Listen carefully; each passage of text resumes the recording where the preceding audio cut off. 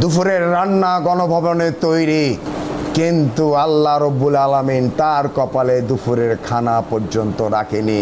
এটা থেকে আমাদের শিক্ষা নিতে হবে। আগামীর বাংলাদেশ তরুণ প্রজন্মের বাংলাদেশ, আগামীর বাংলাদেশ ভবিষ্যতের আমার সন্তানের বাংলাদেশ, আগামীর বাংলাদেশ দুর্নীতিমুক্ত বাংলাদেশ, আগামীর বাংলাদেশ দলীয়করণ হরণমুক্ত করার বাংলাদেশ, আগামীর বাংলাদেশ স্বাধীনতার সার্বভৌমত্ব বাংলাদেশ, আগামীর বাংলাদেশ এই পৃথিবীর বুকে 203টি রাষ্ট্রের মধ্যে বুক উঁচু করে রেখার মতো পতাকা উড়িয়ে বলতে পারে, আমি বাংলাদেশ তোমাকে ভালোবাসি, আমি তোমার তরে বিলিয়ে দিব আমার তাজা রক্ত, আমার এই বাংলাদেশ আমাদের হয়ে থাকবে। আমরা বাংলাদেশের পক্ষের শক্তি, জাতীয়তাবাদী দলের শক্তি, স্বাধীনতা সার্বভৌমত্বের অতন্ত্র প্রহরী ভ্যানগার্ড হিসেবে থাকবে ইনশাআল্লাহ।